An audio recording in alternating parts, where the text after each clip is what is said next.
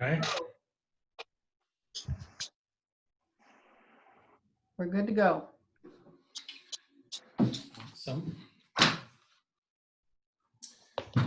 Okay, we'll call this joint board meeting to order. Would you all join me in the Pledge of Allegiance?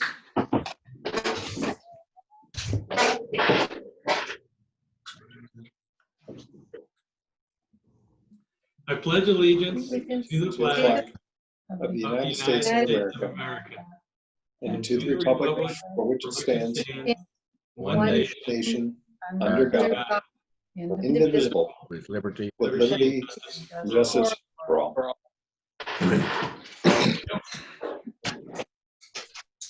Holly, could you do a roll call for all three agencies, please? All right, SVFR, Director Green, Here. Director Hickson, Director Burns, Yes. Director Polisi, Yes. Director Spade, Here. Western Lane Directors, Director Yesney, Here. Director Russell, here, Director Farnsworth, Here. Director Webb, Here. Director Murphy, Here. WLFEA Director Board, Director Polisi, Yes.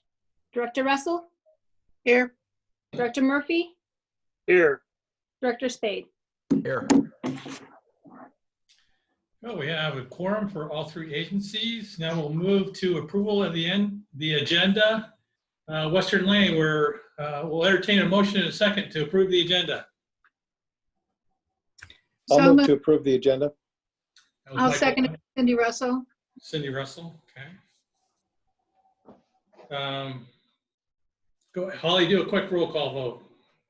Okay, that was Western Lane. Yes. Director Yesney, Yes. Director Russell? Yes. Director Farnsworth? Yes. Director Webb? Yes. Director Murphy? Yes. Thank you. SVFR, motion and second to approve the agenda. Who moved? Seconded. Okay, you get that, Holly? Yes. Okay, go ahead, roll call. Okay, Director Green? Yes. Director Hickson? Yes. Director Burns? Director Polisi? Yes. Director Spade? Here. Yes. Looks like we might have lost Alan. Yeah, Bringing didn't- it back in right now. Okay.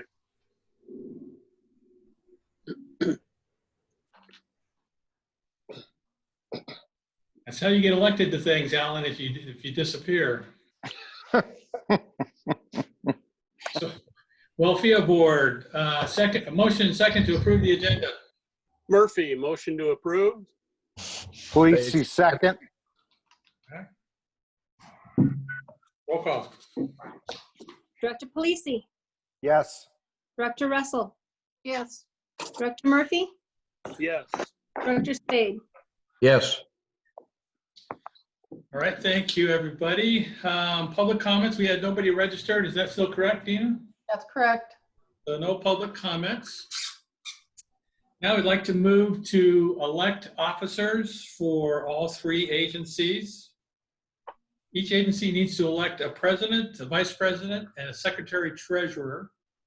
And I'm not sure how each agency wants to handle committees. If you just want to keep the committees going, we have labor negotiation and policy committees in effect right now. Or if you wanted to appoint or elect new members, but we need to do our officers. So for Western Lane, we're entertaining nominations for president. I move to nominate John Murphy for president. I'll second. Okay, John Murphy's been nominated and there's been a second. Any others?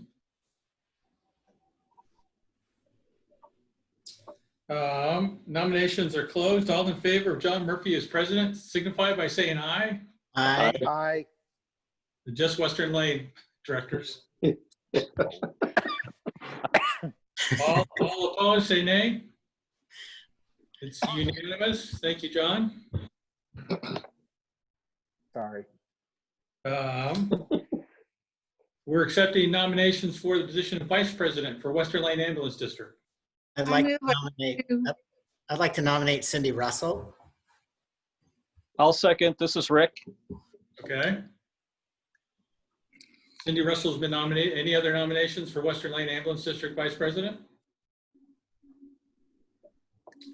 Hearing none, all in favor of Cindy Russell as Vice President signify by saying aye. Aye. Any opposed? Congratulations, Director Russell. We're accepting nominations for Secretary Treasurer for Western Lane Ambulance District. I would I move to nominate. nominate Mike Webb. We have I'll Mike second that. nominated, seconded by John Murphy. Any other? Hearing none, so all in favor of Mike Webb as Secretary Treasurer signify by saying aye. Aye. Any opposed? Congratulations to those officers. SVFR, I need nominations for the position of President. I'd like to nominate Jim Polisi for president. Oh, no. We have a nomination for, is there a second? Second. Okay, are there any other nominations? I would nominate Ned Hickson. Ned Me Hickson, too. There's a second, okay, that's second. Ooh. I'm trying to remember how we do that. We have more than, I think we should do it one at a, I think it's done one at a time.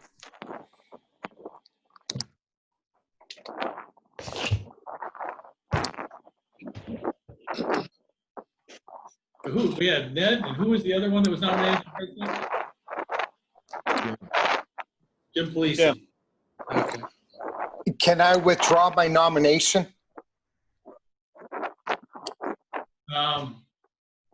Yeah. Okay. You withdrawing your name, Jim? Yes, I would like to withdraw my name. Okay. All those in favor of Ned Hickson as president signify by saying aye.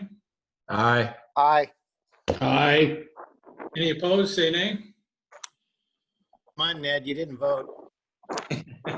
And Ned's not here. I think he's frozen. I will abstain. One abstention. Okay, we're accepting nominations for position of vice president for SVFR. Nominate Jim Polisi for vice president. Second. Any other nominations? All those in favor of Jim Polisi as vice president of SVFR signify by saying aye. Aye. Any opposed, say nay. Congratulations, Director Polisi.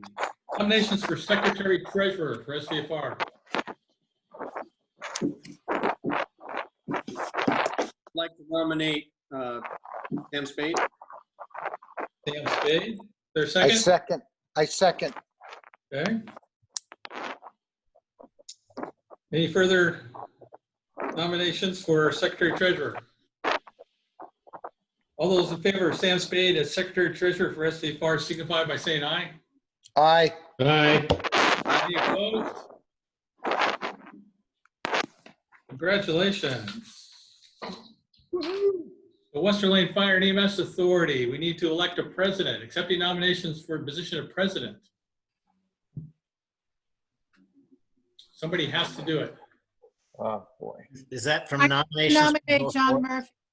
That would be from the committee. So John Murphy's been nominated. There's I a second? second. I second. Okay.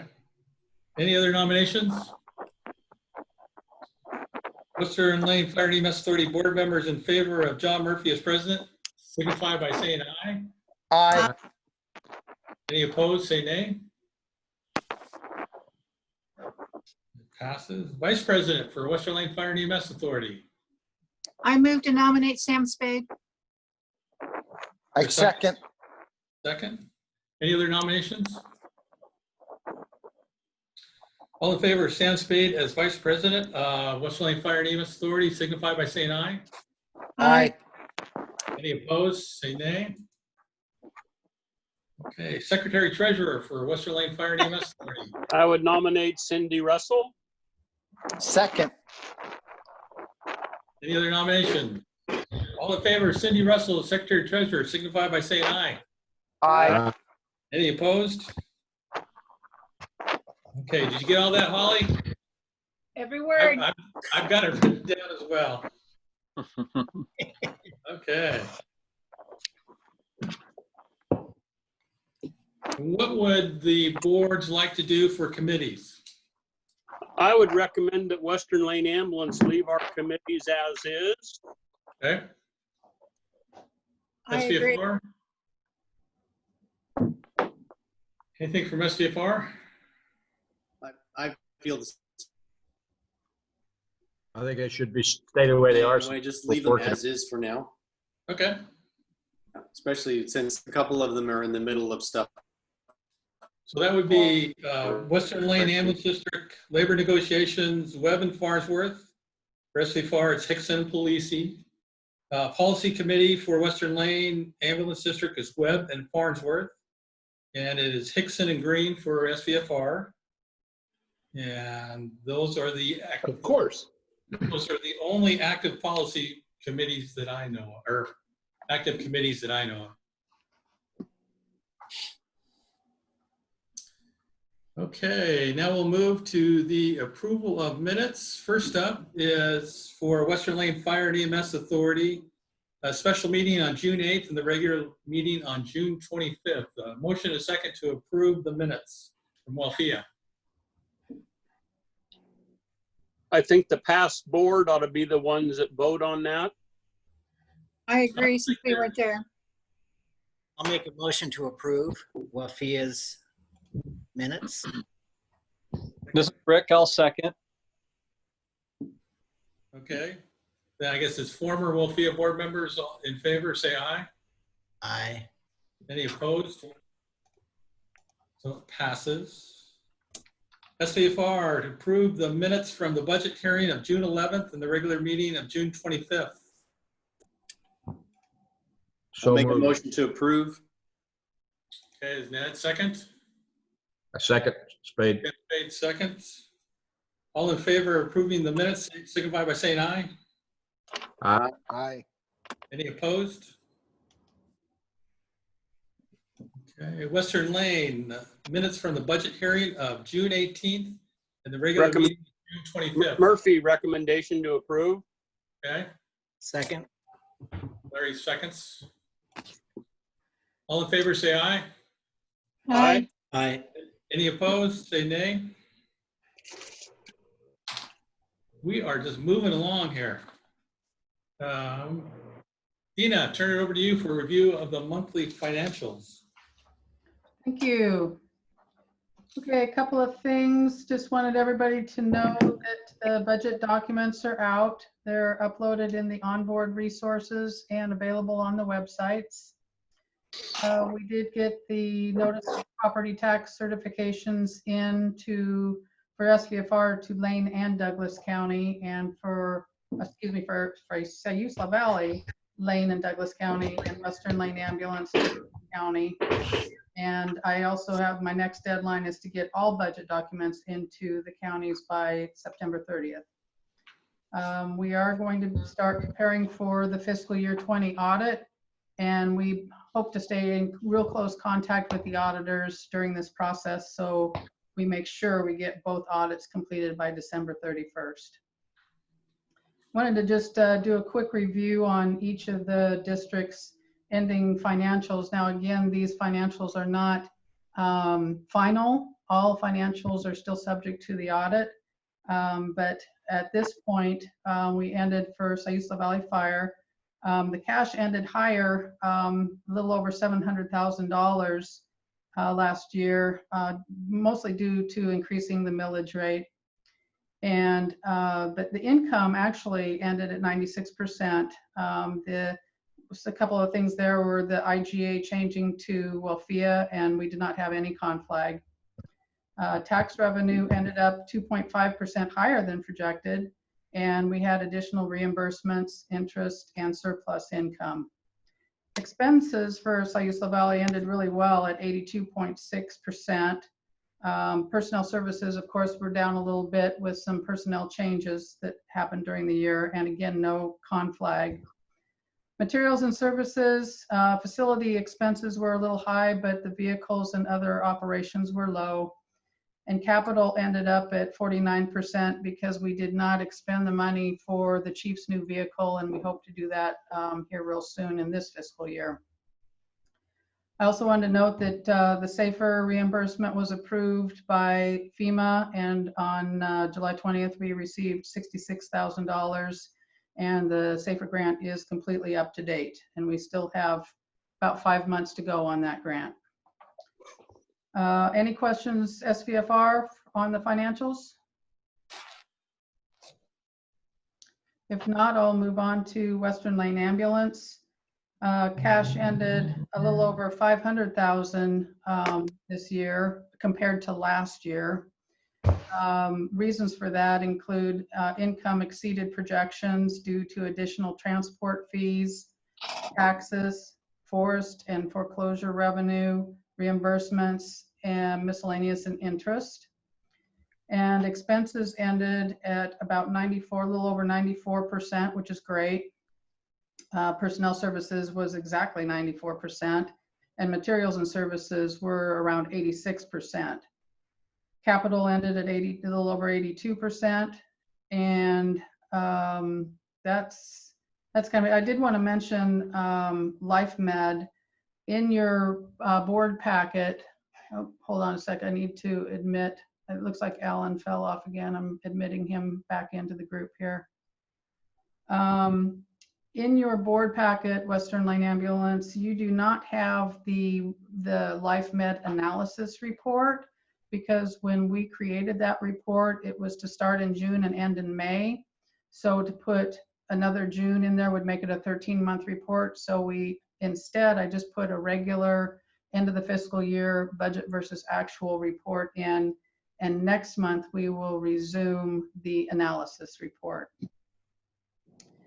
Also wanted to mention for Western Lane Ambulance that the money that we received for the mobile integrated healthcare program of $250,000, which was for 2 years, we've got that on the balance sheet, and we're doing a monthly journal entry to move just monthly expense, what it would cost for the monthly expenses into the profit and loss report. And so you'll see a little over $10,000 of income that has been reduced on the balance sheet and increased on profit and loss. And that's what I have for Western Lane Ambulance. Do we have any questions? Just a comment, Dina. I would like to see WLFEA bill Western Lane Ambulance, say, on an invoice or something, so we know monthly what we're paying for, and then we can see it on our transaction list, please. Okay, I was actually going to get to that because I've been, Director Farnsworth and I have been communicating about that exact thing. And I was just, when I got to WLFEA here, I was just going to add a few comments about that. So thank you, Director Murphy. We are going to start doing that, and this is the perfect time to do that, starting the new fiscal year. So I'm planning on doing monthly transfers.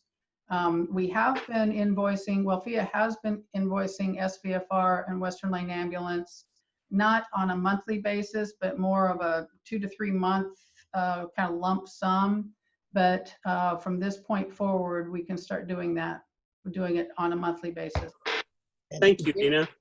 Dina's correct. She and I have been exchanging emails and ideas. And just for a point of clarification, it appears that what we've done so far is transfer funds to cover the expenses. So if you look at the transfers that have been made to WLFEA, they're really round numbers. And I think what we're hoping to have is exact to the penny bills, invoices. So if you look at the balance sheet for WLFEA, you can see there's like $110,000 in there. WLFEA should be an entity, at least in the bank account.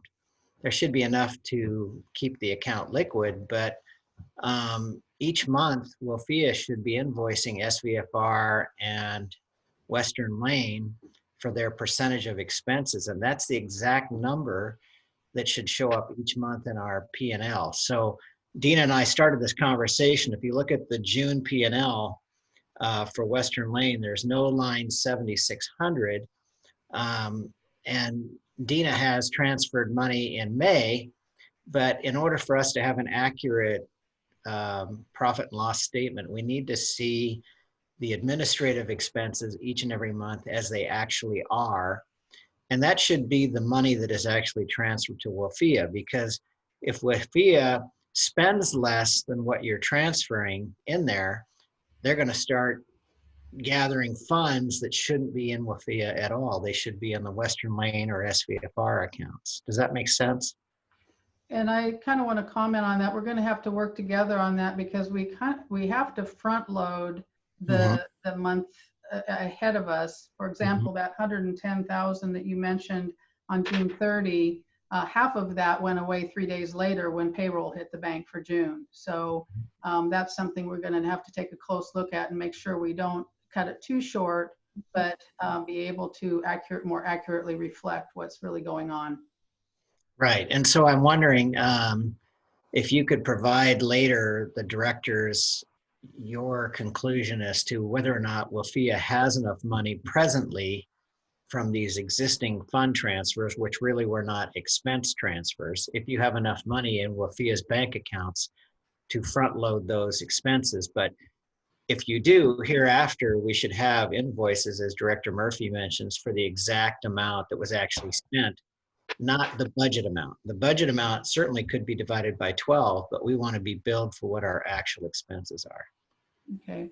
The other little tricky thing with the WLFEA is that we have the mobile crisis response program under that same roof, which is a reimbursable grant. So in order to have the money, which Chief and I are working together on that to do the same thing, to try to get more frequent invoices to Lane County to keep that funded adequately. But that's kind of another thing that's going on in WLFEA that I'm going to try to separate those two financial reports moving forward, so you can accurately see the authority financials, and kind of like we do with Western Lane Ambulance and Life Med, just have them, even though they're both in the same financials, I'm going to try to separate them. So. Okay, and then I wondered, I'd like input from the rest of the directors, but when we look at the monthly financials and the year-to-date financials, if we could have the line items of our annual budget divided into the months in which those expenses are expected to occur, that would give us a much better way of looking at our profit and loss year-to-date. Because, a lot of tax revenue comes in November. There are some expenses that are probably equally divisible by 12, but it would seem to me like it would be much more practical for us to look at the finances in that fashion instead of trying to do mental gymnastics at, well, we're 62% of budget here, we're 82% of budget here. I mean, there are some expenses that happen in the very first month of the year and the budget is exhausted in that category in that particular month. So I'm wondering how difficult it would be to go through the line items of the budget and divide those into the months in which they're forecast to occur. That can be done within the accounting software we have, and it works actually really well at the beginning of the fiscal year. At my previous position at the Port of St. Saw, that's what I did, was the monthly working its way across the page. It gets a little tricky to get 10 and 11 columns of financials on one piece of paper to be viewed, but it can be done. Okay. And I noticed that we had a payroll error during the period, and it was a large amount for an employee. And what can we do to make sure that sort of thing doesn't happen again? Well, each month we do our best. We've got 3 districts with complex payrolls, and we have several people overlooking them. And I apologize for the error, but every once in a while something slips through. We're just doing the best we can. Okay, great, thank you. Larry, can I clarify, are you asking for a 12-month spread though? Or are you asking that the monthly statements reflect and the year-to-date statements reflect 6 or 8 months or wherever we're at? I mean, I don't know if I want to look at a 12-month spread of expenses by account. But I Well, I think if the budget, as Dina describes, we could be looking at 8 months worth of detail like you're suggesting. What I'm trying to do is take it to the next step from where we've been in the past. Well, let me. So as an example, PSAP all gets paid in 1 month in one big chunk, and we expect to pay that in March. So we would just do that in March, and on the 8 months prior to March, it would show 0, but it would show we budgeted 0, and then in March, it would hit as a line item. Exactly.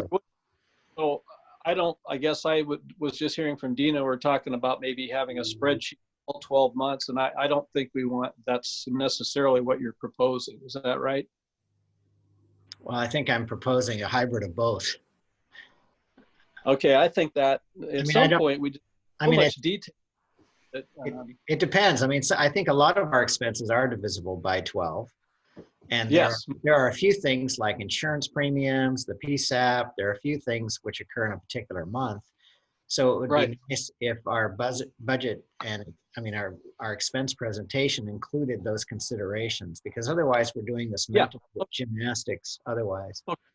But we don't want to see a spreadsheet of 12 month expenses by month, I don't think. No, I think if Dina has that schedule, that would be for her use to develop the schedule we're going to see. She would know when these expenses occur during the 12-month calendar. Right. But she would use that calendar to help us see, our apples to apples, so that we know how well we're doing, in terms of the percentage of budget. Yeah. Something that helped historically is I asked several years ago that the prior year's financials be included in the report so that we could reference back and see where we were percentage-wise of use compared to the prior year. It was a quick and easy reference to see, especially as you get into the summer months, to see where overtime was and that kind of stuff. Cash budget's really a good tool, and using that in a 12-month basis would be nice for forecasting and ease of reading, but just having the prior year made it a real simple back and forth. You didn't have to do the gymnastics. And so right now, have that report on the profit and loss quarterly. It compares this year to last year. Yeah, I mean, that's the same thing. Yeah. Okay. That works. I got a question for you, Dina, on the balance sheet. When you're looking at the revenues that we had this year, on the tax levy, we have the base levy showing it received 105% of budget, yet the operating levy only received 100.87% of budget. I'm not quite sure why. I would think the permanent levy would be the one that was impacted by urban renewal. The local option should not be impacted by that. So I'm not sure why we'd be underperforming on the local option and actually overperforming on our base. I think when we first separated them, there was a percentage breakdown, and I did not take into consideration which one had the urban hit. So revisit that. Okay. And then it also appeared that Three Rivers, are they making installment payments rather than a full or just partial payment this year? We're going to annual payment on both Sayula Valley and Western Lane Ambulance. And I think hold on. Sayula Valley is going to be, they've invoiced the casino for almost $62,000, and Western Lane has invoiced the casino for a little over $30,000 for the annual payment. Okay. And that just happened like a couple weeks ago. And do we anticipate receiving those funds based on? Yeah, Chief and I met with the financial director and the CEO in February, and they have their legal team reviewing the contracts right now, and they were agreeable to these amounts. I don't know if the pandemic's going to impact that at all or not, but Well, I mean, they had we're a going to send them a conversation, bill. even having a conversation with the city of Florence and the police department about a reduced reimbursement. They haven't contacted us about that. Yeah. Okay.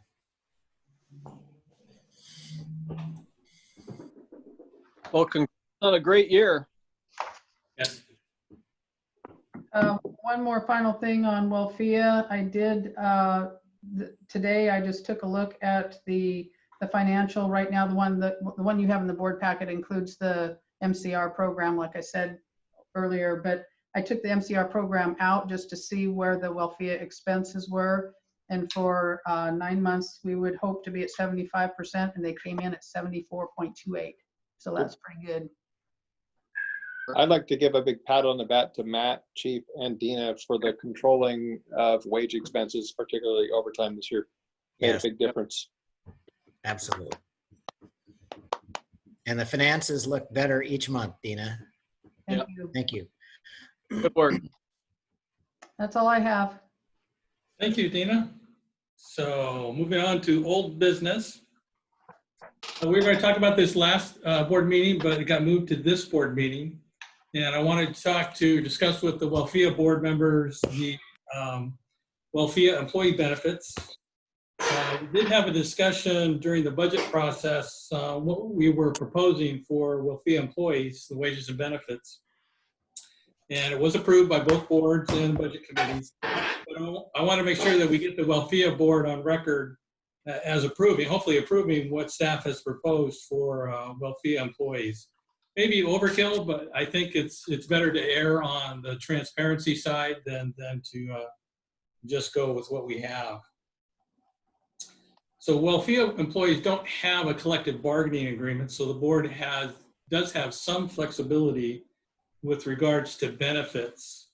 Although the 3 senior staff members, that'd be Dina, Matt, and myself, Dina and Matt have employment agreements and I have a contract. So there's less flexibility there.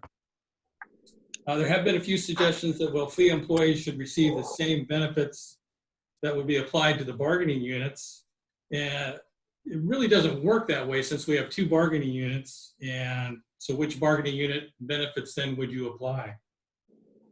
And you still have the employment agreements and the contract. So it's not easy to apply what's going to end up with the bargaining units. We do plan on matching the healthcare options that are agreed upon during labor negotiations. Hopefully both districts will approve the same healthcare plan, and then it would be easy just to move the WLFEA employees to that plan.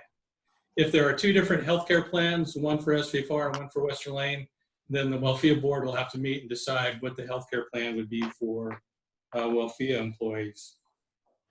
Chief, excuse me a minute. Sure. Doesn't your health insurance renew on 7/1? It does. We have the option to change it January 1st, which is what we would plan to do if there are any changes. You have a luxury that small business doesn't. Yeah, we were surprised that we got that, but we did get that from WHA. Thank you. Who's WHA? Our insurance agent. Wilson Good and Associates. Thank you, John. Thank you, John. So if you look on onboard in the board resources, I have a folder called definitions. So I'm trying to put all these definitions in there just in case I miss one. WHA is not in there. I'll have to put that one in there though.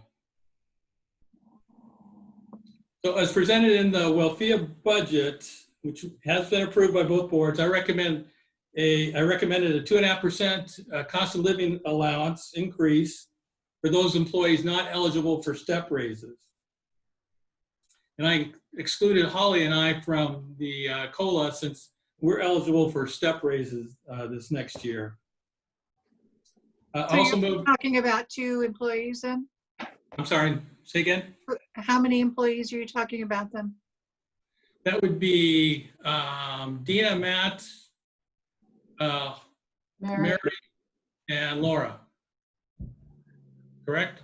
Yes, and Lori Severance. And Lori Severance. Lori and Laura are part-time though. I also moved everyone to the same healthcare option. So Western Lane, those that came from Western Lane and those that came from SVFR had different healthcare options. So we moved everybody to the same healthcare option with the same Viva. Again, that may change if we come to an agreement during labor negotiations. One thing that we haven't discussed yet, and it's been brought up a couple times, is what do we do with Matt's PERS? When he was with Western Lane Ambulance District, he was in the general service PERS. We're proposing to move him from general services to fire and police PERS. Since he's in tier 2, the contribution amount does not change. It's not any different to move him to fire and police. It would be different for if he was an OPSERP employee.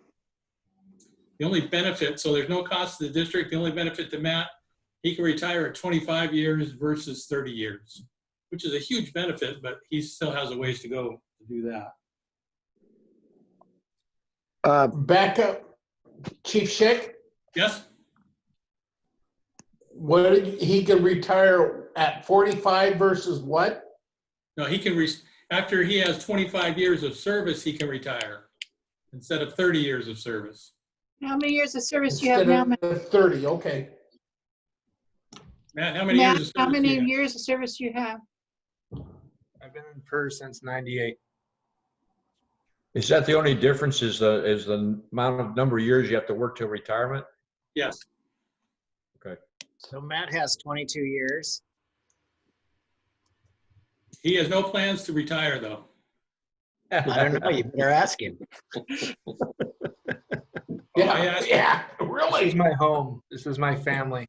No, as Well, long as I'm doing things the right way and keeping people happy and operations going the way they need to be going, my plan is to stay here as long as possible. Besides, Melissa has needs. And that is on the record. John saying that, not me. Thank you. It's in the minutes. Sorry. So what I'd like, go ahead.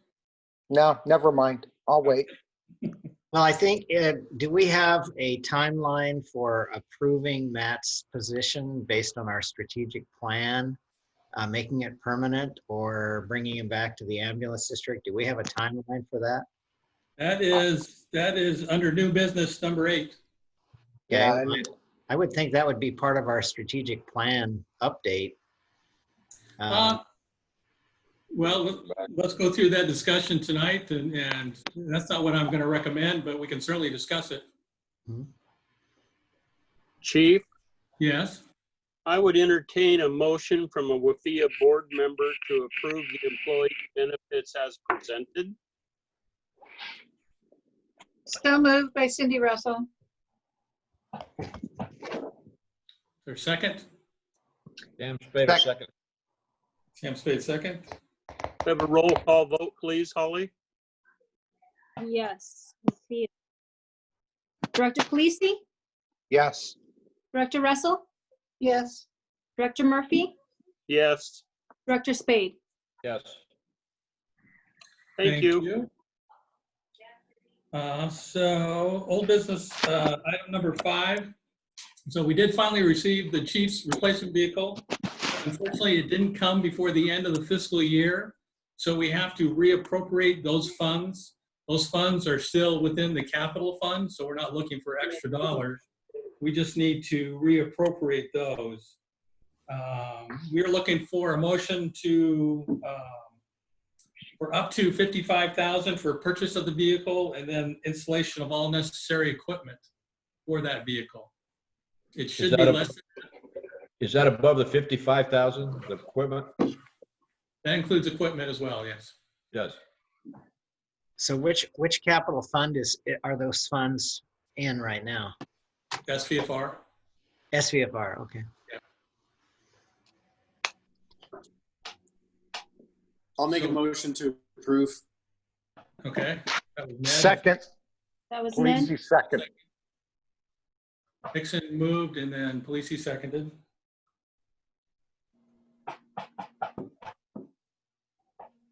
Roll call vote, Holly? Director Green, Yes. Director Hickson, Yes. Director Burns, Yes. Director Polisi, Yes. Director Spade. Yes. Thank you. Do we just vote the chief a new bicycle? Is that what we did? Where is your car, chief? Where is it? It's in the parking lot. Oh, It's just, it doesn't have any lights or sirens or anything, so No toys? no toys. No toys yet. Okay. So if you look in your board packet, we did that, this is for Western Lane Ambulance District board members. We did that board practice assessment a couple weeks ago, and the results are there. Hopefully everybody had a chance to review those. Per our agreement, we were going to review those at a board meeting. Are there any questions on the assessment? I thought it went pretty well.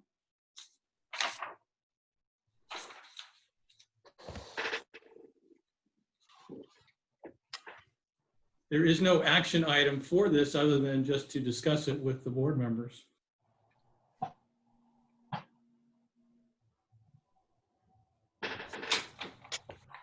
Okay.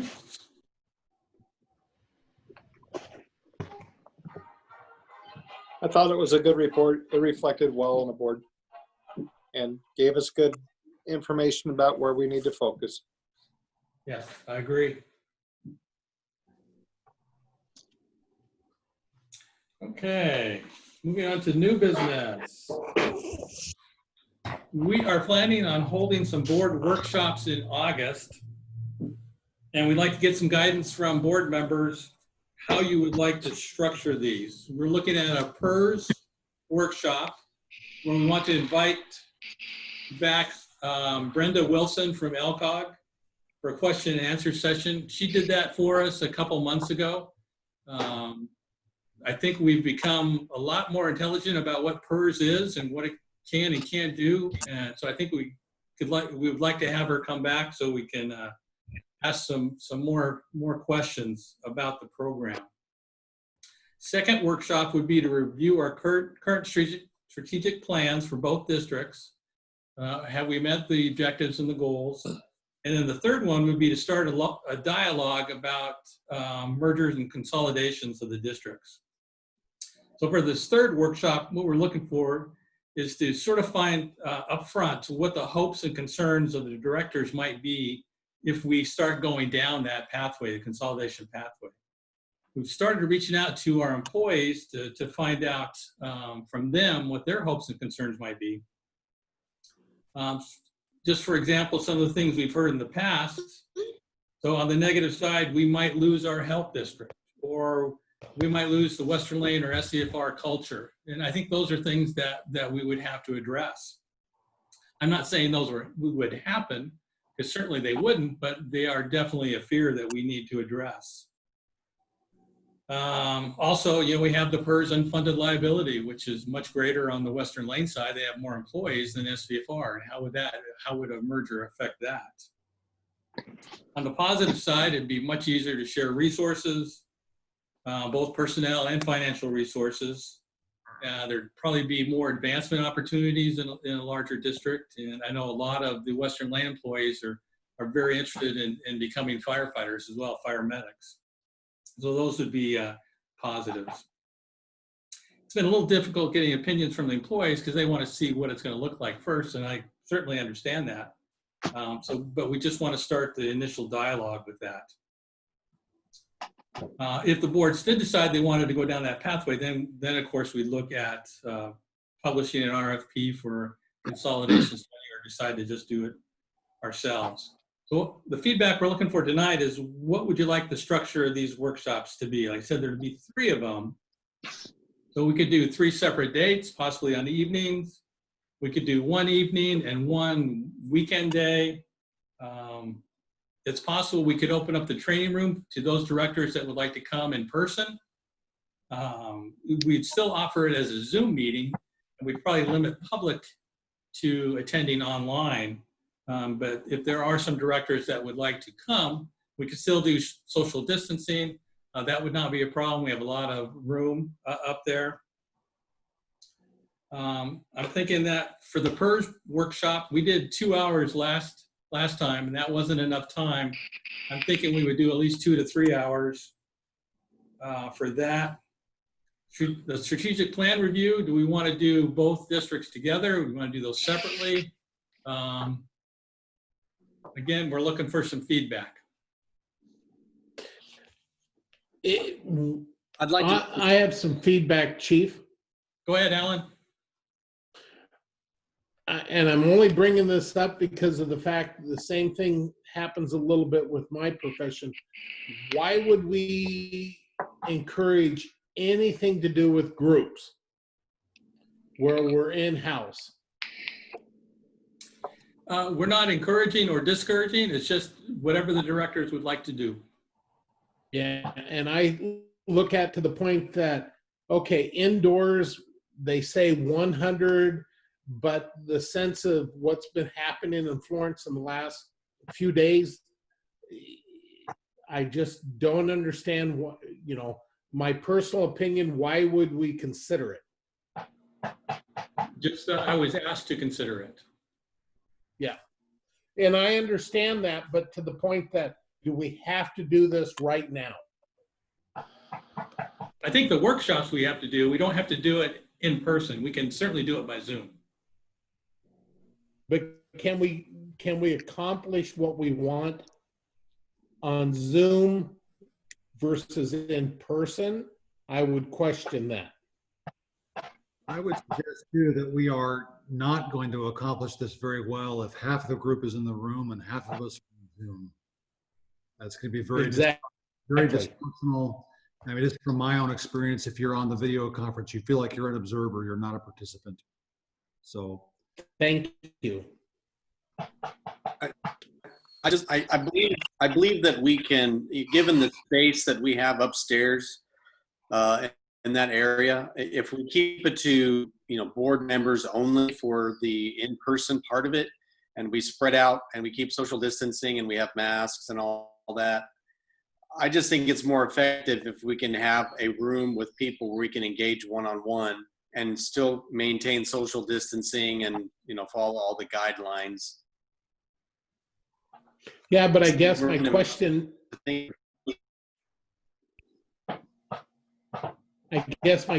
Ned, would be this.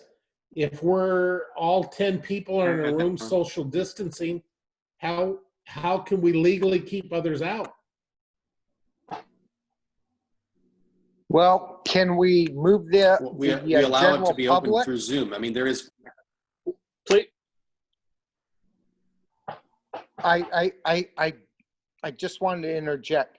Chief, can we move all the apparatus out and put... It's not any different than. We have to come up with a better plan, folks. We're talking on top of each other. Yeah. If there's a raise your hand feature, I believe, let's raise our hand and let the chief call on you, please. You should have under the three there. No, that's not it. Where's the raise your hand? It's under the 3 dots on the right. Under more.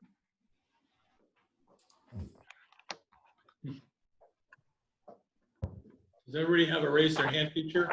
Or you can just raise. I've pushed it twice. Okay, your hand is up.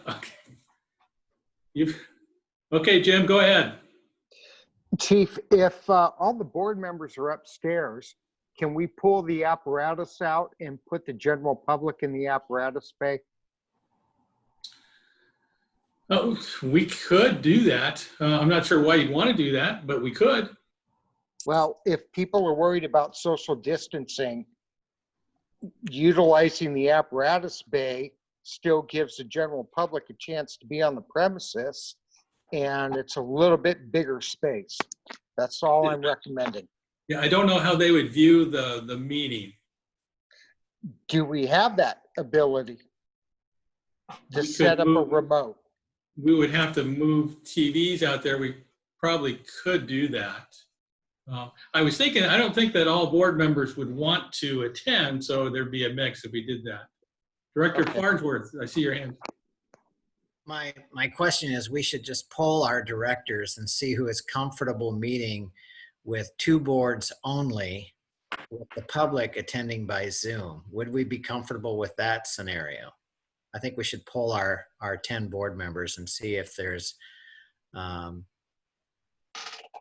that sentiment, or if it's got to be something different. So the question would be, do we want all 10 board members present physically, but no public? So Holly, could you do a roll call of both districts? Yes. Director Green? I won't be present at the meeting. I'll be on Zoom. Director Hickson? I'll be there. Director Burns? Holly, I would be there, but I'm not comfortable with the fact keeping others out. Director Polisi? I'll be there. Director Spade? I'll be there. Director Yesney? I would prefer to attend by Zoom. Director Russell? Zoom, please. Director Farnsworth? Zoom or in person makes no difference to me. Director Webb? I would be there. Director Murphy? I would be there. And some thought, Chief, instead of meeting upstairs, we could move the apparatus out, leave the doors open. We could social distance with the doors open and set up maybe some folding chairs out on the approach for any community members that would like to be there. They could be outdoors. Good point, Thank you, John. John.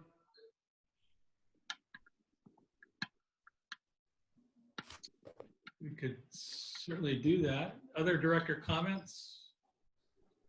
I agree with John. I think that's a good idea. Director Farnsworth, go ahead. I just wonder, do you have the ability to open windows upstairs at all? Because I know that if you Zoom outdoors, you're not going to get very good transmission. So if we have directors who are not there, they would basically be excluded. So I'm just wondering, if from a ventilation standpoint, can we improve ventilation upstairs? That I don't know. Matt?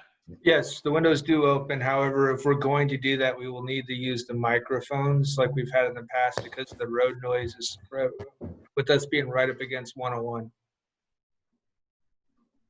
And it is difficult when you have multiple microphones going on at the same time. We had that problem in the arbitration hearing for Zoom. We do have internet connection in the bay, so I think technically we could probably pull it off. Well, then the question would be, would people feel comfortable in the bay, or would they still want to be Zooming? Yeah, I don't think you could force anybody to come physically. I think we'd have to offer both, or just do a Zoom meeting.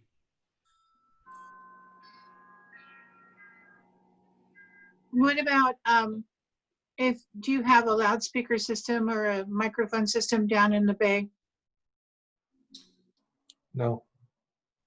I wonder if we could move that one from upstairs, the wireless microphone. Yeah, it's the only thing we could do is bring those wireless microphones down. I believe there was 10 of them, or 12. So if you seated the board members in the bay, set up seating for public out in the driveway, then you could do a meeting that way because you'd have the doors open, you had ventilation, and then you would have direct to the public that way. Because I'm concerned, because I would like to see the crews attend this, because I think they're an integral part of talking about if we merge or not, and the strategic plan. They need to be included in that. It can't be just the board members.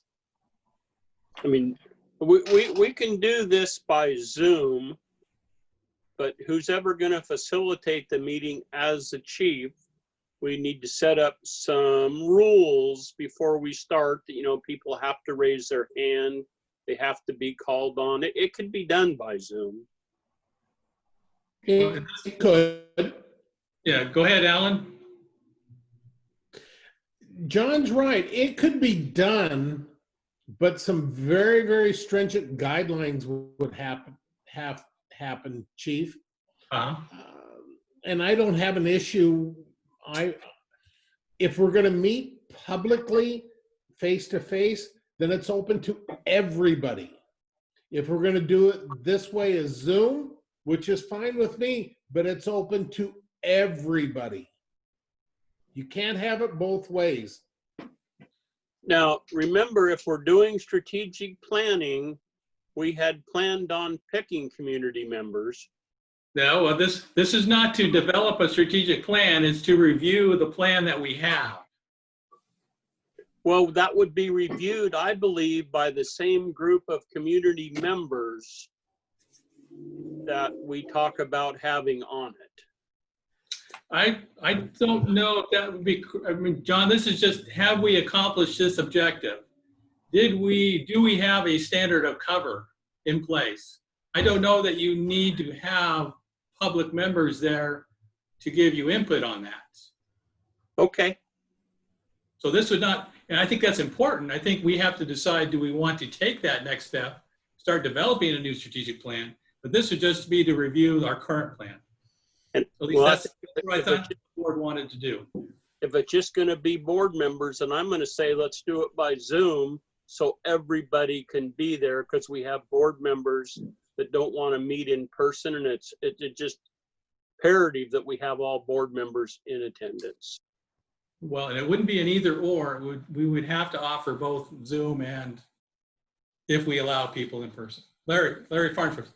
Well, I was going to say that if we did a Zoom meeting for PERS, that would give us an advantage to have like the executive director of the state PERS program join our meeting and give us their opinions about the program. It would make it easier for the LCOG representative to attend our meeting.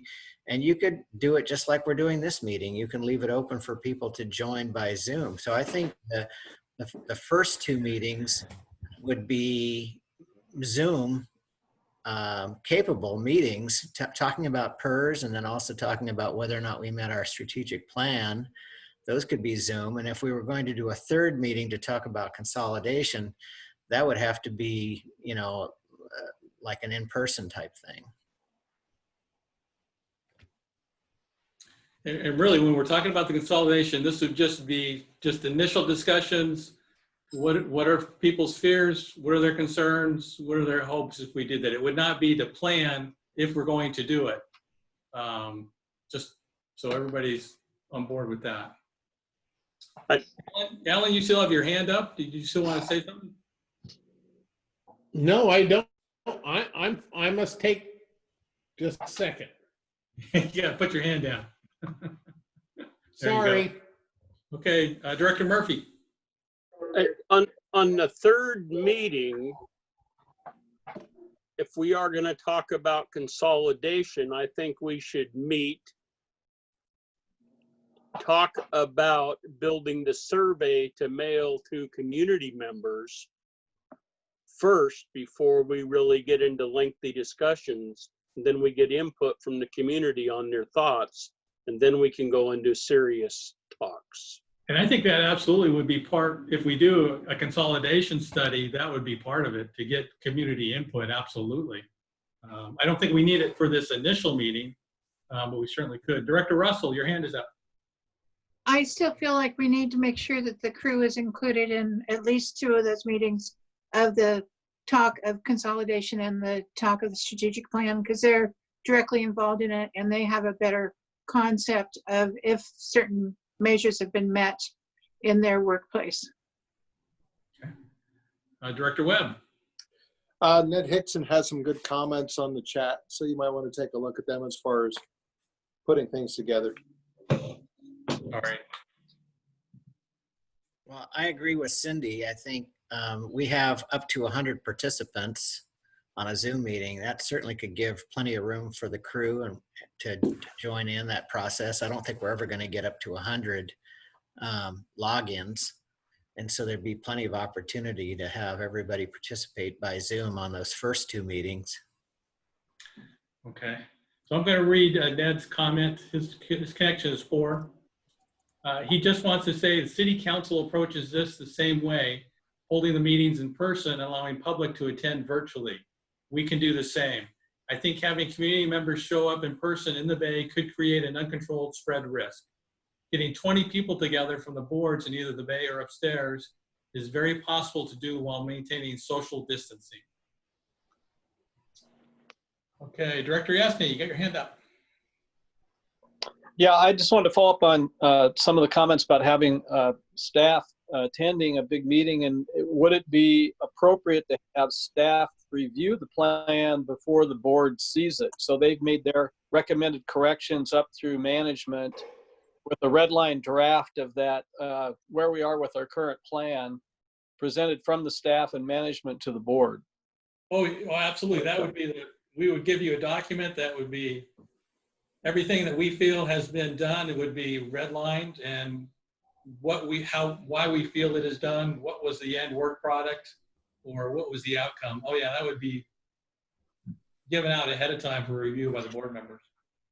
So that would be staff involvement before we see it, I guess. Yes, instead absolutely. of. I've already started that process. Yeah. Okay.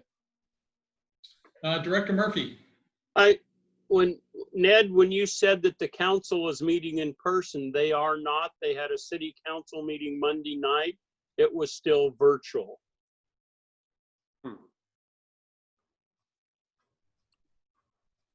Director Russell, your hand is up, or do you want to say anything? No. Okay. And Ned has he would like to suggest we hold the strategic review and consolidation meetings on the same day and then have PERS on a different day. I agree with that, Chief. Okay. That's an awful lot to cover. I think it would have to be a weekend. I don't know what people's availability during the week would be.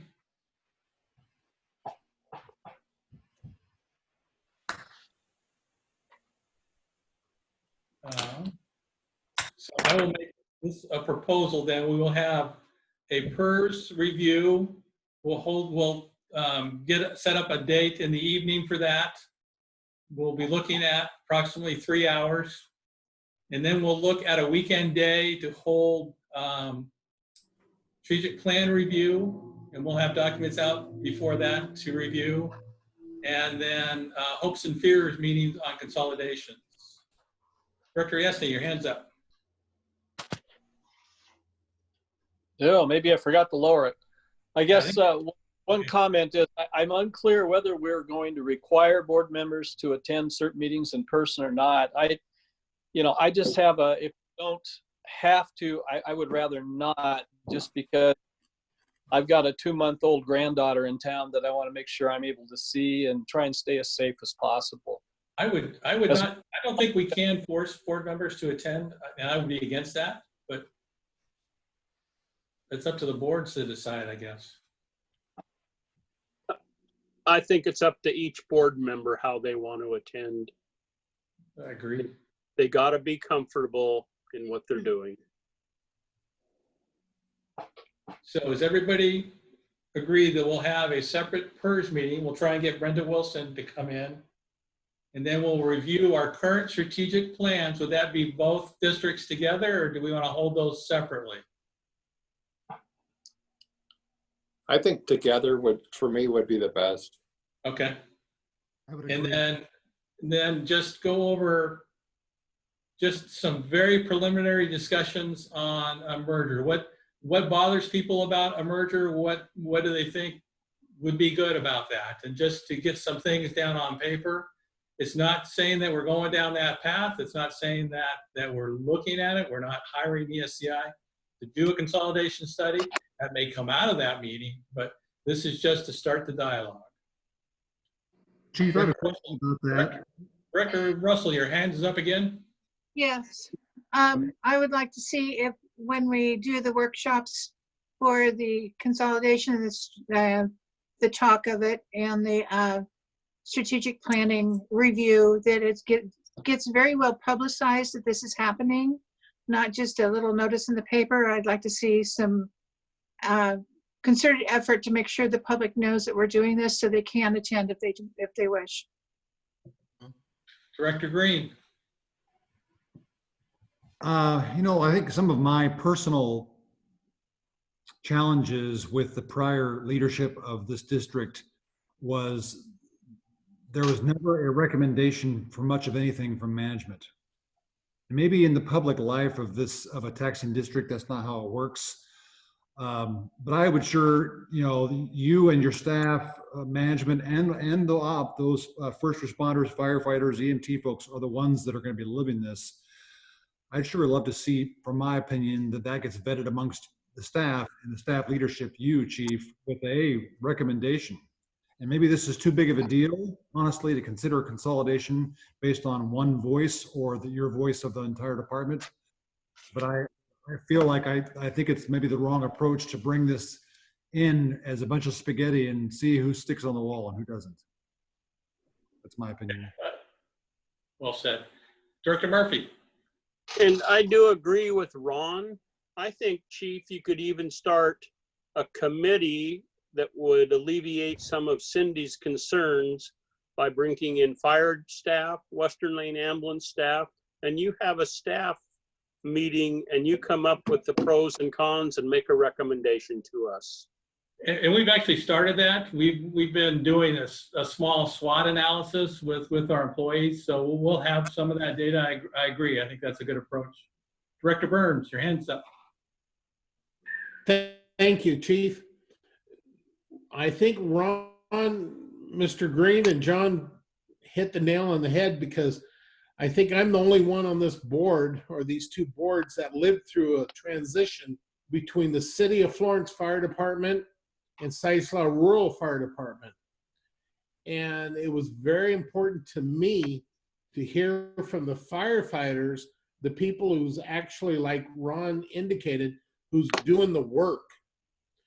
And then once we got all the information, we all decided as what would be best for the community, rather than, as Ron pointed out, spaghetti, what's going to stick.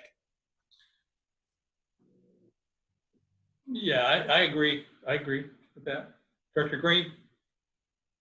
Yeah, and I think just to further that, I think the board would like to hear from staff, but I also would like to give you the opportunity to lead in the role that you're in. And this would be a horrible idea for us to push this through motion or aside if the vast majority of your staff thought it was a terrible idea. So I'd love to see that kind of vetted, the hopes and dreams and the fears at the operating level first. And maybe through a committee would be a great idea. And then, if all of us are on the same page and kind of buy into what the recommendation is, that process, subject to public opinion, I think then would go further. And I agree. And like I said, we hope to have that feedback from our employees as well as for this meeting, but we can certainly put that. Director Murphy, your hand is up. Well, and I think, Matt on the ambulance side and most of the ambulance crew has lived on both sides of the fence before in what we're currently doing, and so has some of the fire crews. So I think you're going to have valuable insight when you guys meet to make a recommendation. Director Webb.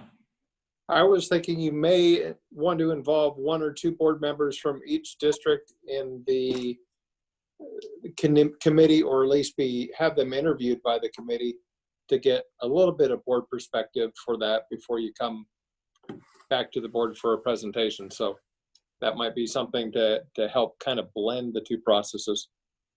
Okay. Good idea, Mike. I have one question too, and I don't know if it would be preliminary, but do we know it's even possible? Okay, so let's assume there was a consolidation decision.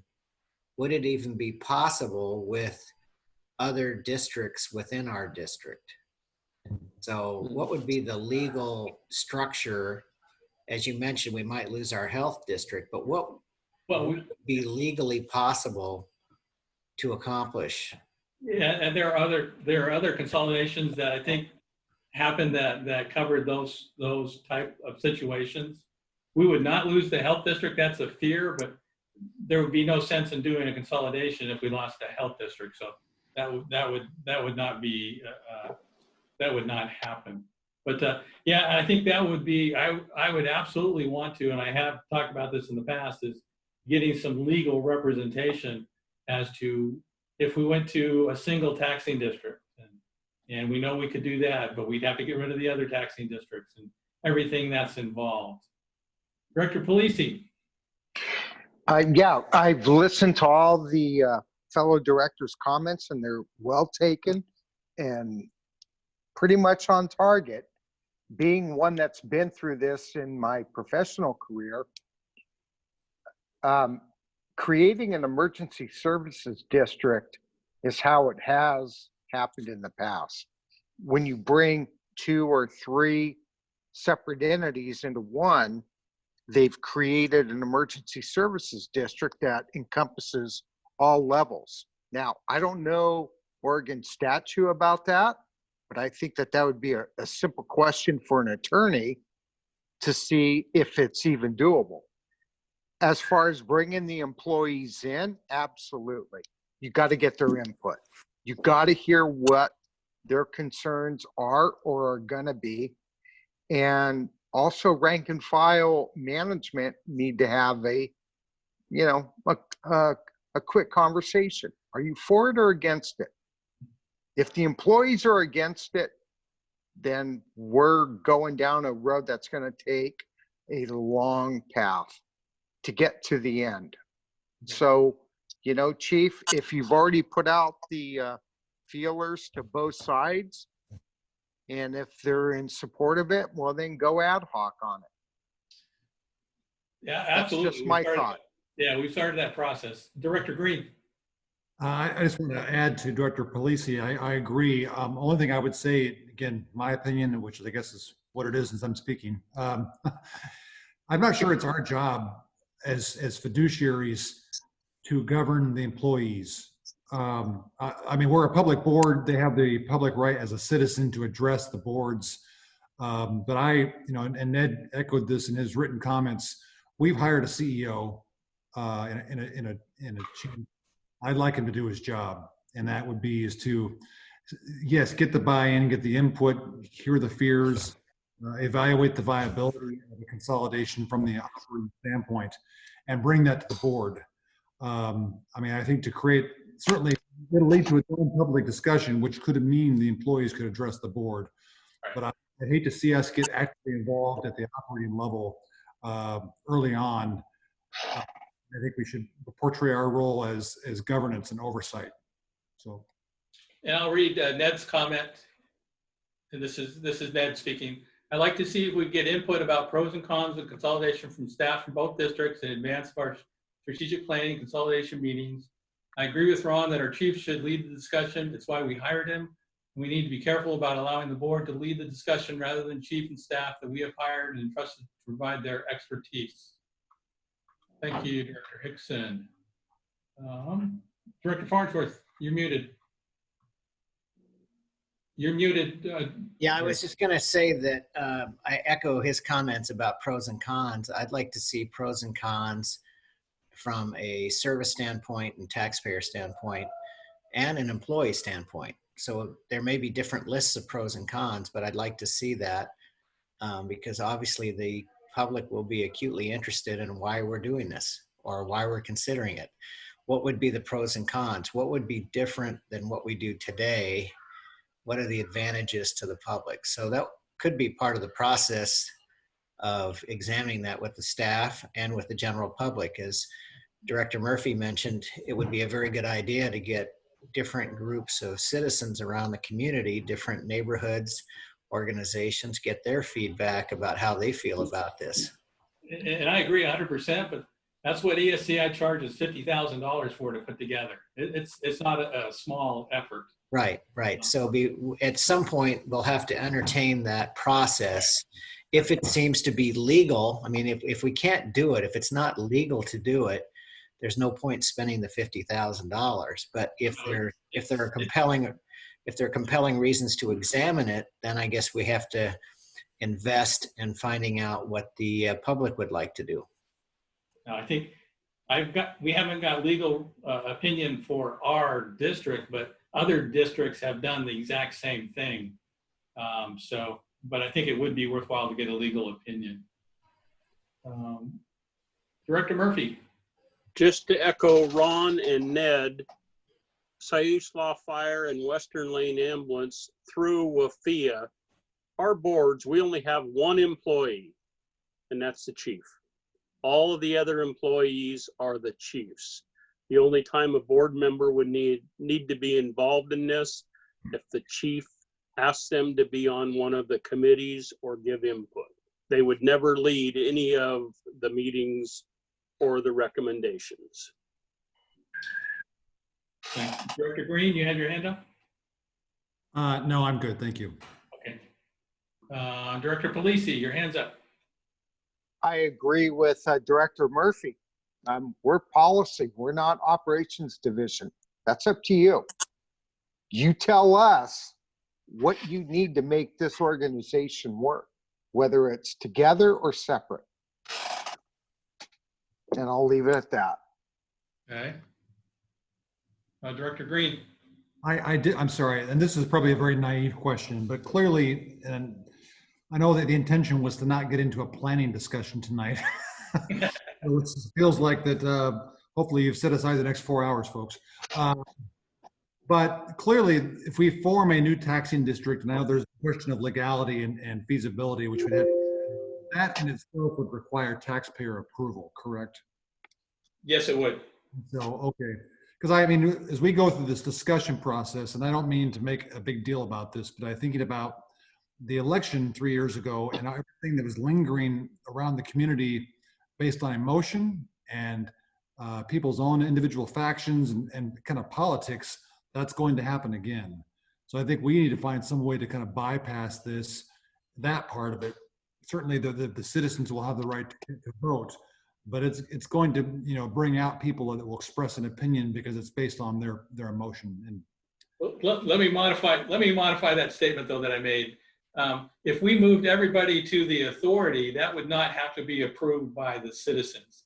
If we were to get rid of the 2 taxing districts and form 1 taxing district, that would require an approval by the citizens. Director Webb. I do think director input would be good. I don't think directors should lead. I agree with John on that one, but you should get some of the background from some of the directors in your question and answer, and possibly in private as you assemble a report to bring to us. There's reasons, financial reasons, and some other reasons to undertake this, and some good reasons not to, and those should all be weighed evenly. Thank you. I'll read this from Director Hickson. I also think we need to be careful not to put the cart before the horse. At this point, the consolidation discussion is merely exploratory. We don't want to give people the impression that we are moving toward a merger or consolidation. Director Russell. I think when it was brought up about having a couple of board members there, when you talk with the different staff members, it was not to, in my opinion, it was not to lead, but it was to hear firsthand what they have to say, and in a way it's going to show that the board members are concerned with all aspects of a strategic plan and or merger. And this would be one way. You don't have to lead it. You can be there just to listen and have them realize that there is a presence and we are concerned with all levels of the operation, although we cannot have a firm say in operations. We're policy holders, and that's it. But I think it's a show of support to the staff. Thank you, Director Russell. Chief, I think we beat the horse down the road long enough. Can we move on with our agenda? Absolutely. So we will set an evening meeting to talk with Brenda Wilson about PERS, and then we will look at a strategic plan review and a consolidation initial dialogue meeting sometime in August on a weekend. And we'll be polling members for availability. Okay. So item number 8, new business. So Matt's been filling in as the combined operations chief since Jim Dickerson left in February. We had known that was going to happen. We didn't know the exact date, but we knew Jim was actively looking to move. So we had plans in place months before that to have Matt take over both roles. So when I first informed the board that this was my plan, there was a request to review how this was working after 6 months, and that's where we are today. Me personally, it's working fantastic. Matt has taken to it. He's performing both roles flawlessly. He's doing a fantastic job. He's helped us push the fire department in a great direction without sacrificing the good things he was doing at Western Lawn. So I did reach out to, I mean, you can take my opinion only, but I did reach out to some other people. I reached out to our company officers. We have 3 on each side, and I got feedback from 4 company officers, and they were all unanimous. They think Matt's doing a great job as the combined ops chief. They were also unanimous in that they wanted us to make sure that he doesn't become overwhelmed with doing 2 jobs. And of course, that's on my shoulders to make sure that he has the tools and the resources he needs to perform that job. But then I've also told them, and I'd like to remind the board that, you know, in my mind, every WLFEA employee is doing 2 jobs. We are looking after two different companies, 2 different districts. So we're used to giving support to each other to do that, and we would continue to do that with Matt. And I have prepared a new job description. It's just for review. If you have any comments on that, it's combined fire and EMS job description. So unless there's any questions or comments, I'm proposing to move forward, make this a permanent position until such time as I think that we need to bring in additional help. And then I would come back to the board for those funds to hire additional people. Director Farnsworth. So my question is, thank you and congratulations to Matt for doing a great job. That's tremendous. But how do we address succession planning in our district? What would be the model for that? Well, it would be officer development first. I guess it depends on what level. Once you get to the executive level, then you can look internal, but I think most agencies would look externally for that. CEO level positions, just as you brought me in for that. I think it's up to us to develop our captains to be ready to go for the next step. Say Matt retires in 3 years, which we know is not going to happen. He's not allowed to do that. But if he did, we would look at bringing in our captains if they're qualified and they have a desire to do that. And we are working very hard to bring in officer development programs, which I think have been lacking on both sides. I mean, well, let me ask the question in this phrase. I think Jim Dickerson had some qualifications that would allow the department to operate at all levels if the chief disappeared, right? Oh, if you're talking about an interim, yeah. If I were to right. So you heard Larry say that. So if it happens, you guys. Matt would certainly. If I'm on vacation, Matt's in charge, and he has all the authority that I would have.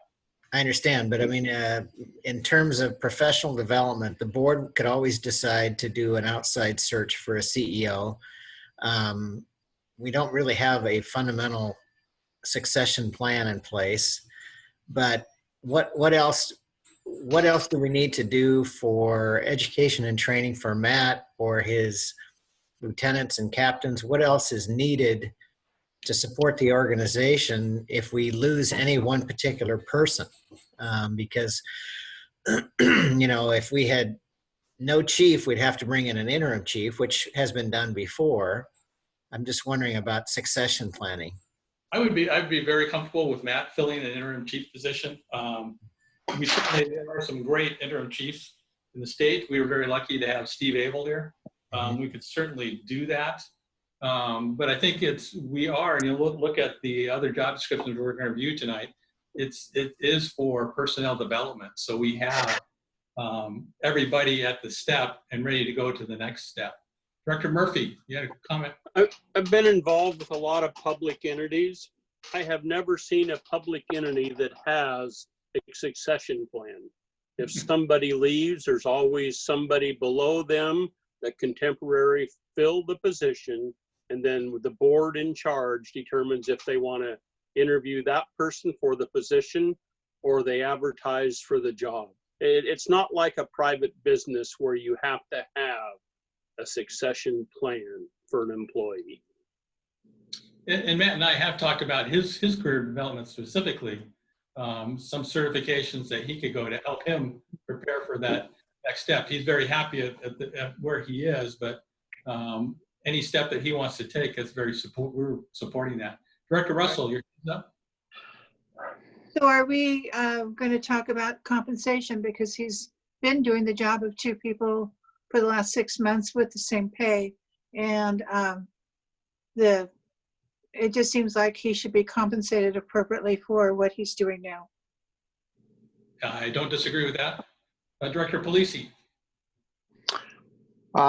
Being somebody that's been on that side of the fence, I would work for Matt. I'd work for him in a heartbeat.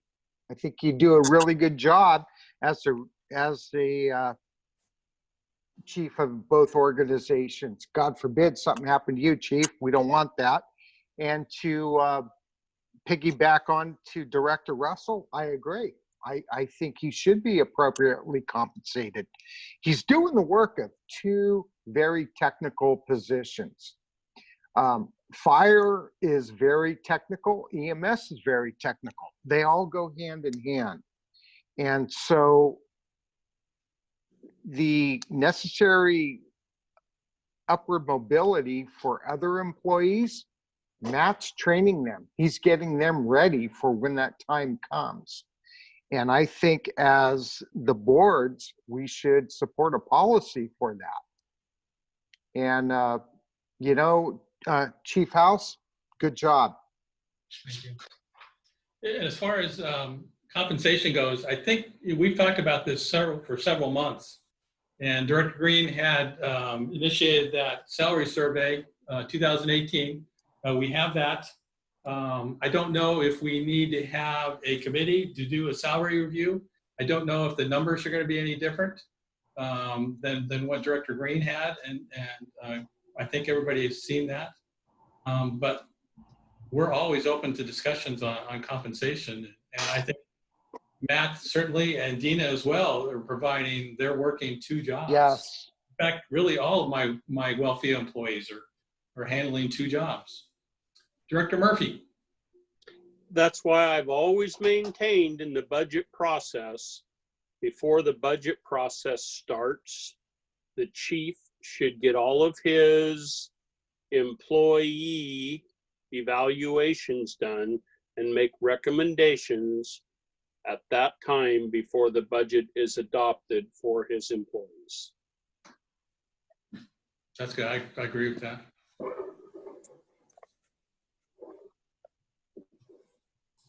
Any other, I don't see any other hands.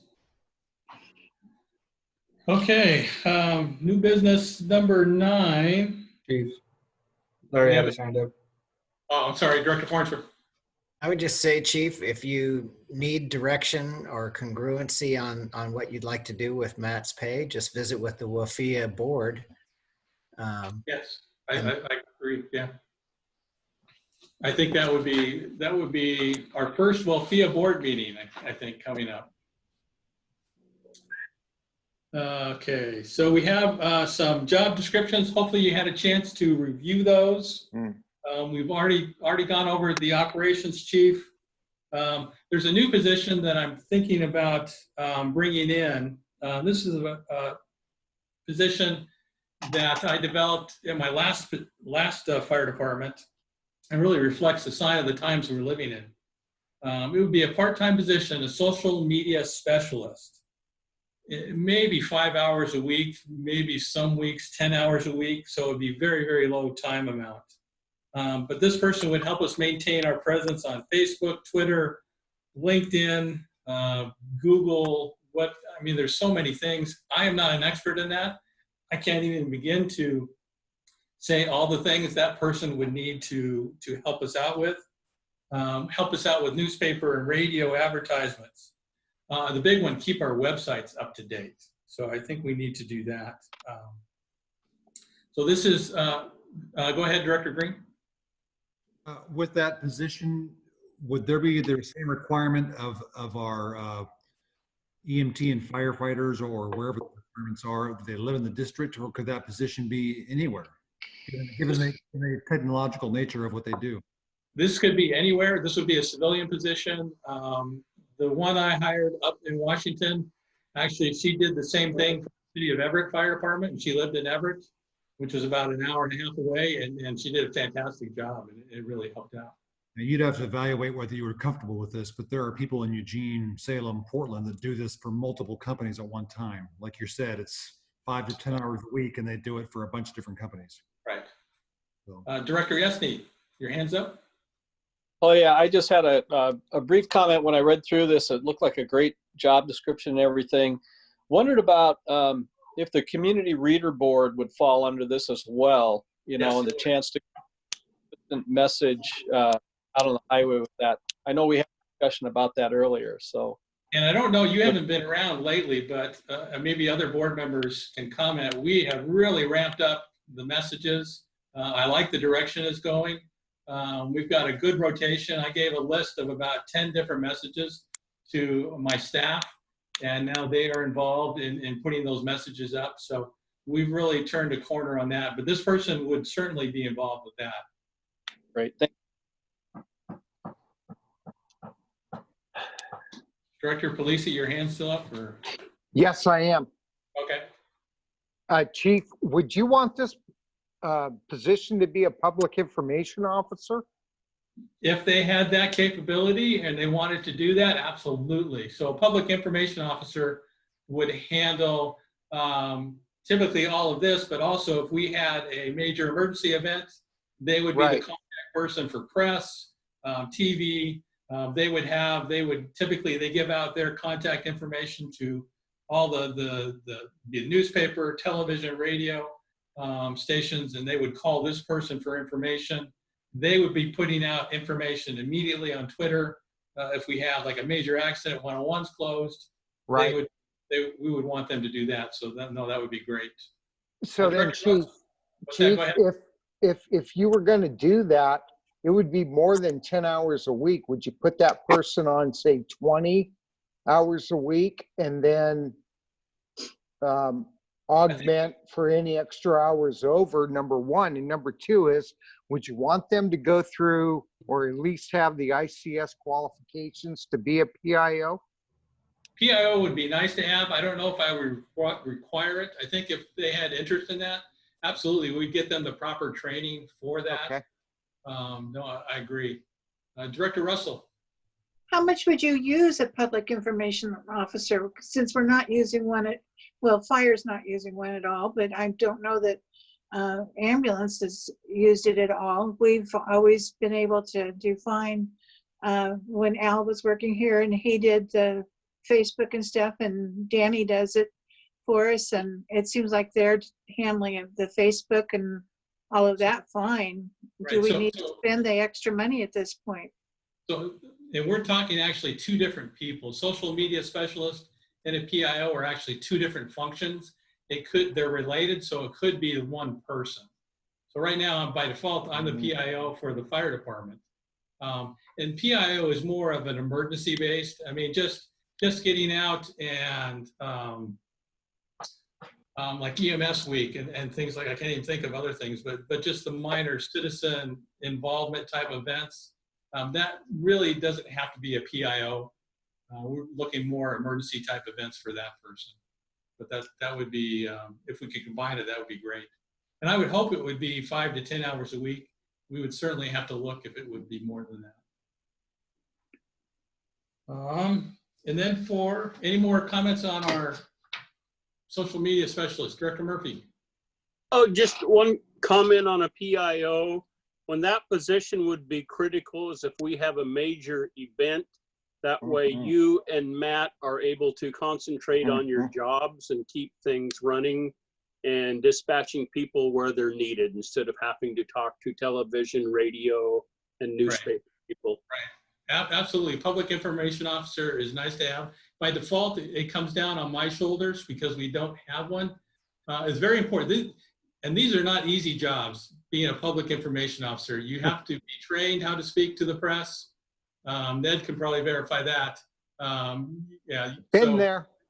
Yeah, there's a little bit of training involved, and absolutely, if somebody can do it other than me that's trained, yeah, I agree, 100%. Any other questions on our social media job description? Ned had a chat comment, Chief. Go ahead, Go ahead, Matt. No, Ned had a comment in the chat. Initially, I think we should keep it simple and focus on social media for now. If the need to expand into a PIO position could come later if we had the right person in need. Absolutely, they would have this person would have a desire to do it and capability to do PIO as well. I agree with Director Hickson. Okay. Just for SVFR, I'm redoing the I wanted to redo our line position job descriptions ever since I started here. The requirements, and Jim, you're going to laugh at this. It doesn't mean that we don't have great people. We do, but the requirements to be a captain on SVFR is a high school GED and a driver's license, and that's it. So I've wanted to expand that since I've got here, and so that's what you're seeing here. Again, it would not impact everybody that's in these positions would be grandfathered. We would certainly help them get these additional certifications if they don't have that. But it also gives they know exactly what they need to have, what they need to do, what certifications they need, what training to move on to the next step. Lieutenant is a new position. Right now we have firefighter engineers and captains. We're proposing an interim position, an interim step in that officer, a ladder that would be a lieutenant. And the way we're thinking of it now, if we had 3 shifts, we have 1 captain now on 1 shift, we would have lieutenants on the other shifts. Lieutenants would be, they could get direction from Matt day to day, could get direction from the captain on other major events such as hose testing, or if there's some major cleanup that needs to be done. But I think it gives some of our firefighter engineers the opportunity to move up to that next step, that officer step. So any questions or comments on those? Just one other comment to add on to what the earlier discussion. This really fits into this session that we were talking about earlier. Absolutely. Director Polisi, your hand's up. Yeah, Chief, I like that. I think that puts a positive spin on your upward mobility for, current staff and future staff. The ability for a lieutenant to move up to a captain's rank, it's pretty much in line with what NFPA is recommending. So I would agree with you. I think it's a good move. And I believe that staff would appreciate it as well. Great. I appreciate that. Okay, now we'll go to staff reports. I get a drink of water. COVID-19 update. We're starting to be notified multiple patients that are positive in our area, in the Western Lane ambulance area. Most, if not all of the ones that we've been notified are recovering at home. So the county has been giving us some addresses, and we assume we're getting all the addresses. Those addresses are given to our dispatch center, the 911 center, and with the idea that if we are dispatched to that address, our crews would be notified. They may not say COVID positive or anything like that. They may just say it's a premise hazard.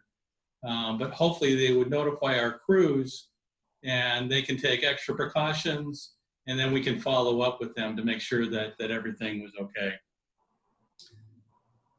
Update on the arbitration. Both sides have given their final written briefs to the arbitrator. We expect it probably end of next week, his ruling. We're prepared, regardless of how it goes, to move forward with that. And I just want to remind everybody about brush fires. We are ready if we have some brush fires in our area. With temperatures rising and the wind very strong, at least in the afternoons. Those are the conditions when you get bad fires. We're not talking Santa Ana type winds, but or conditions, but they're bad for this area. Oh, the Oregon Department of Forestry has been very active in the area, responding on fires with us. So that's been good. That's a good thing. We've lost some of our more experienced wildland firefighters.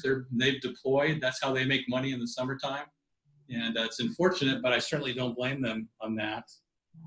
And our most experienced wildland firefighter, Battalion Chief Dave Beck, has retired as of July 1st after 40 years with the district, which is fantastic.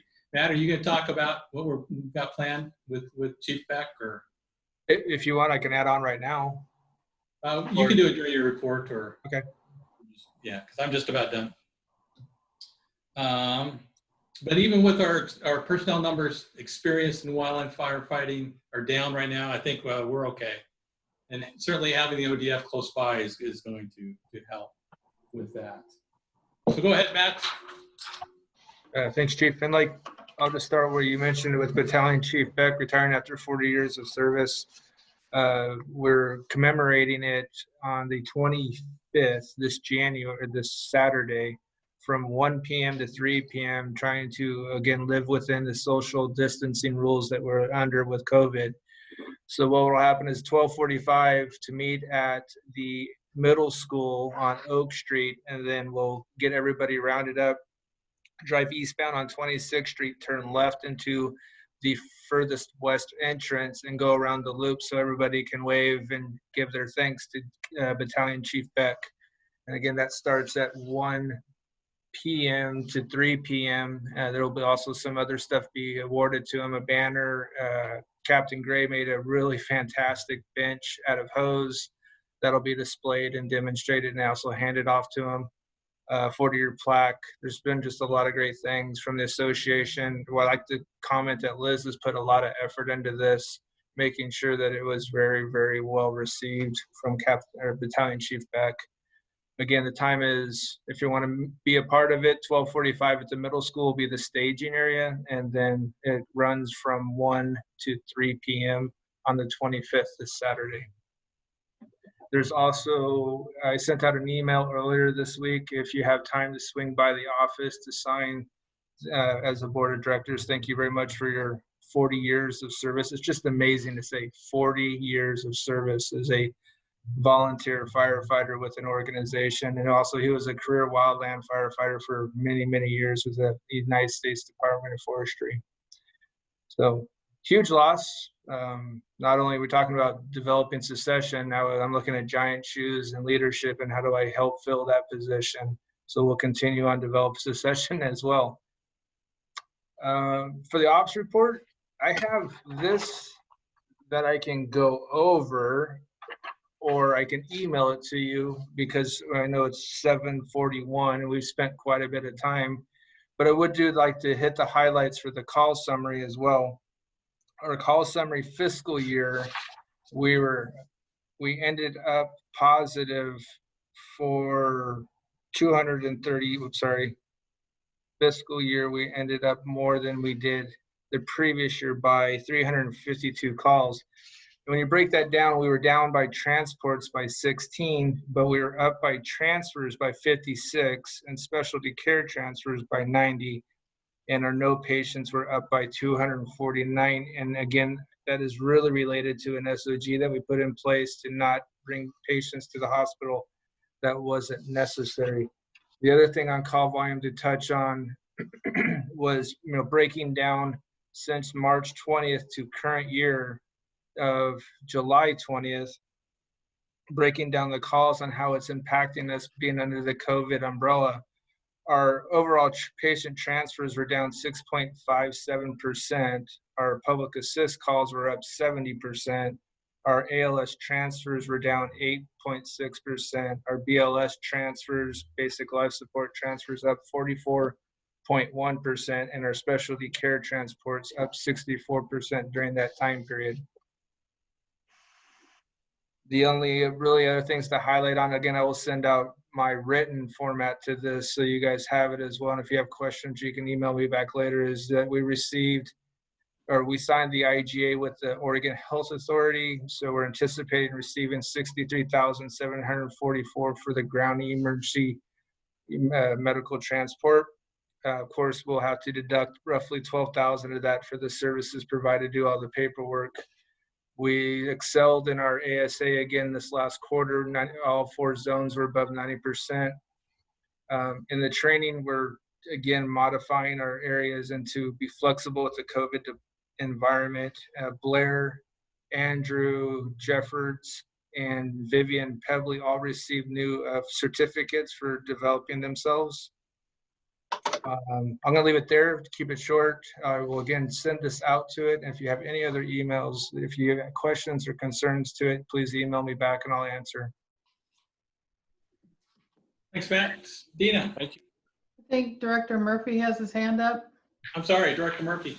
That's okay. I would like to see the chief's report, the operations report, and the office manager report. You already give us those in our packet. So if you guys would just email us your highlights and summary before the meeting, we could all read it and use the staff report section for just questions and answers, and you wouldn't have to go through a lengthy report to us. Oh, I like it. Awesome idea. I like that idea. So I'll take it from there. You have my report in your packet. Are there any questions? No, I just wanted to say, with the only other thing I was going to mention was we still have a couple little IT projects that are going on. We're still kind of cleaning up, from the past, and the main focus right now is just to increase security internally and externally with our IT system. So if you have any questions, I'm happy here to answer.